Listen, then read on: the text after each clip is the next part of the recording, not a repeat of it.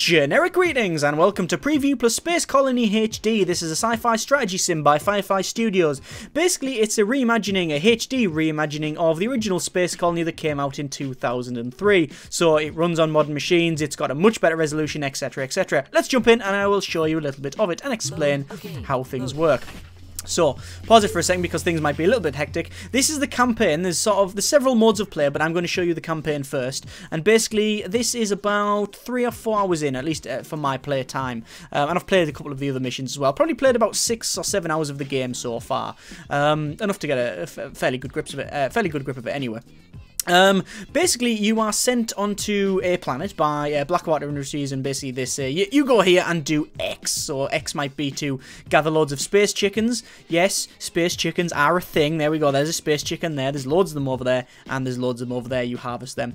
Or it could be to just destroy a certain life form that's around, or to gather up resources like mine. Like there's loads of, as over here, we got loads of silicon. And we've got like mining machines, etc, etc. So you'll have certain objectives. My current objective on this map is to gain 20,000 generic credits. That's pretty much it. It's a very simple mission. I would do that by selling things. So we can, for example, go to the market here, trade, and I could sell these things, and then that would pretty much end. I've got enough space chickens. I've got processed space chickens, silicon, and iron. I could sell most of that and probably get that money, but I'm not going to because obviously I'm explaining the game to you. So, we have different people around the base. We can see all of our, I guess we call them colonists, or well, just our workers at the bottom here.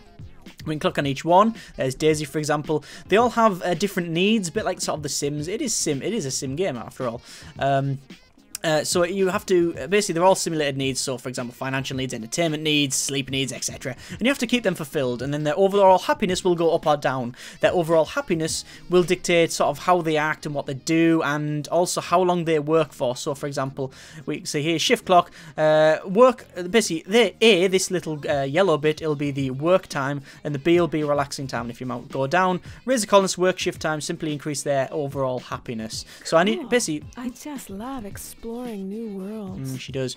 So basically, the happier they are, the better. So you have to keep them all happy. But obviously, talking to different people, they might not like each other. If we got the relationships, she doesn't like Stig, and she doesn't like who's that? That is. Oh, they are don't know. Really heavy. Yeah, that is Nikolai. They don't like each other. So you put them on this table, for example. We'll unpause it. We'll tell them to work out the differences. They're going to go and sit down. And they'll basically work out the differences. No personality. And they'll talk away. They're having a little chat there. Anyway, you can see the different characters walking around. Stig, there he is there. He's like a sort of Swedish biker dude, and he's really good. If I go to his skills, which is this button here, you can see he's really good at mining and harvesting space chickens, I believe that is. Also burning things. Problem with this, there's a couple of little niggles with the game, I won't lie. One of them is when these things here, you know that's energy, you know that's O2, you know that's repair, I believe, but I don't know what that is, and that's harvesting other things. That's using lasers, I reckon. But I wish if you mouse over, instead of just saying 1 star, because I can guess how many star it is because there has a star there, it would say what that skill is. But there's just little things like that are a little bit annoying, but certainly not game breaking or even really, to be honest, they're hardly even of note. I mean, I'm mentioning that because there's pretty much nothing else I can really think of to sort of go, oh, I don't like that. Because it's a very quirky game, a very fun game. Let me just go to basically what the people are doing. So this is Dean. He has 2 jobs. Everybody can be assigned up to 2 jobs, a primary job and a secondary job. His primary job is to work on the med station, this med prep station. So if there's anyone gets hurt, he'll go, oh, and then basically heal them up using this medibay, etc. His secondary job is basically if the primary job's getting done, he will, or it doesn't need to be done, he will do his secondary job. So for example, his secondary job is to work on the power. He's not doing that because, as you can see, this guy, actually is that Dean over there? No, Nikolai is on, let's have a quick look, he's on our energy, so he's on energy.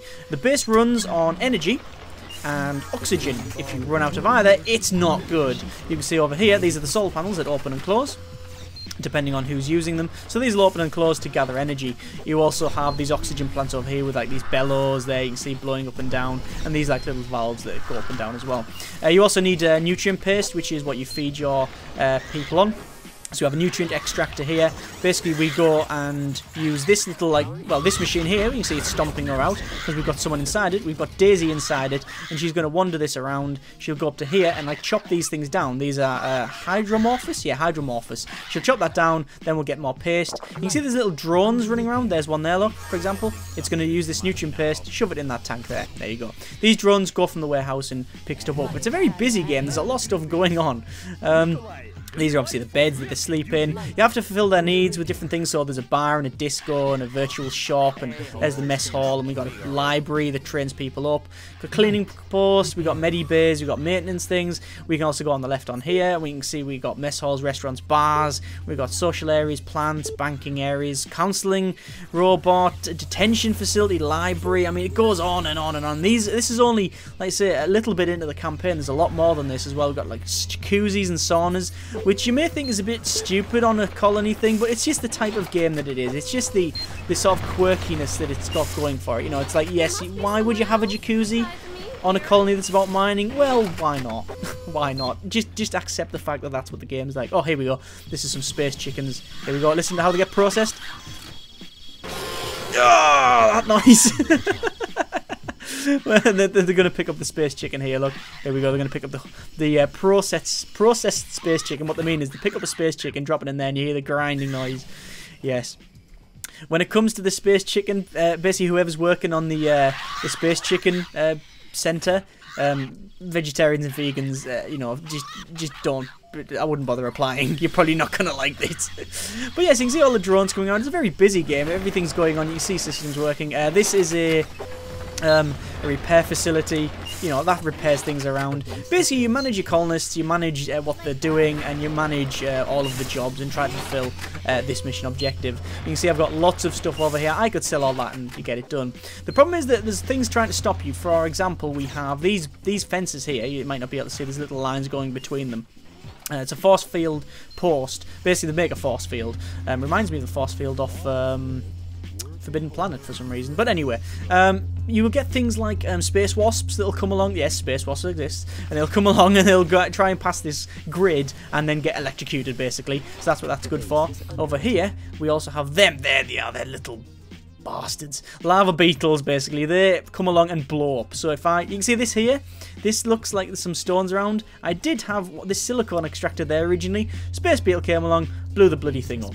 So I had to build it over here. And the Stig's inside, as you can see, working the controls. Moving the silicone robot around. So you can see the silicone robot wandering along. It's going to go up to the silicone.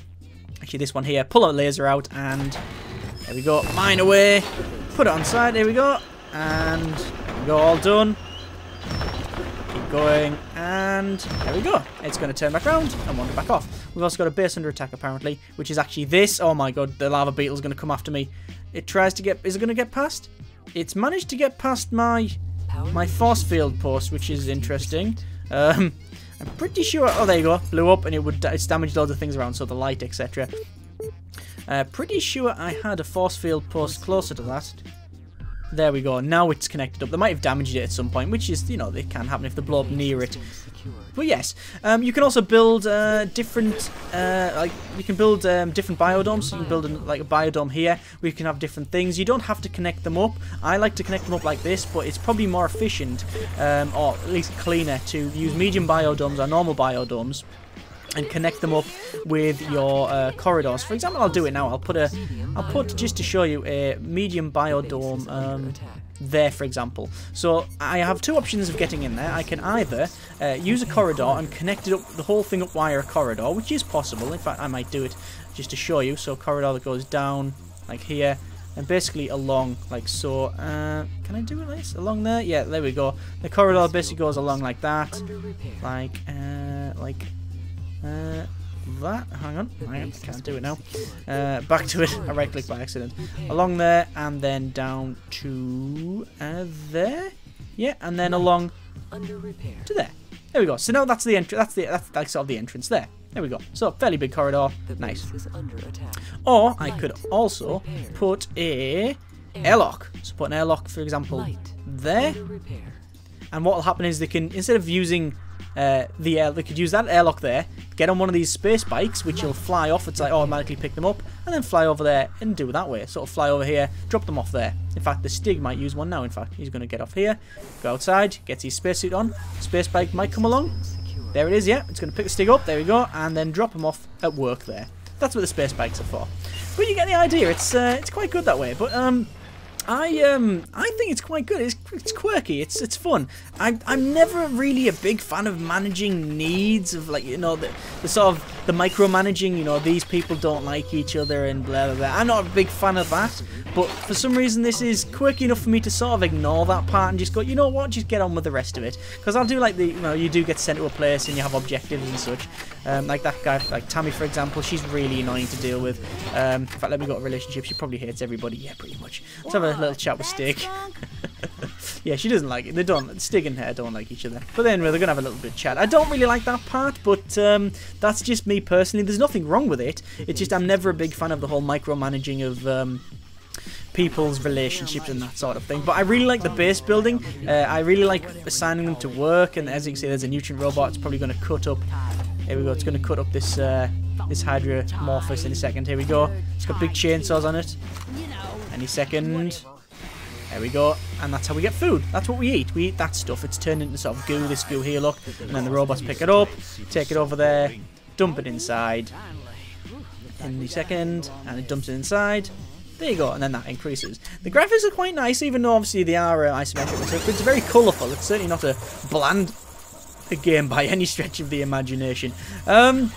Anyway, what I'm going to do is open this. This is just like, if you press space, basically, or you can press that button there. Shows you, like, the base overall, like, it's like a quick overview for everything that you need to know in the game. So, oxygen supplies, that's going down, that oxygen. Our power, shows you all the characters. We also have, that's base personnel. We've got our overall sort of, basically, what's it, finance? Yeah, it's overall finance. You can increase or decrease their wages, which will in turn increase the happiness. There's trading, which I'm going to do in a moment. Shows you skills example. Figure I can click on like that. So that's our energy. Click on that. Shows you who we can assign. We also have overall scans, so shows you what's around, so argon gas, iridium crystals, which you use to power power plants later on. That's a picture of the ship that's in orbit. I don't know why that's there. I'm guessing that later on we might see like a big alien ship eat it or something. And like a base overview, so base conditions, shows our, you know, 2% litter. That's our main concern. So we haven't really got much of a concern, have we, if it's just 2% littered.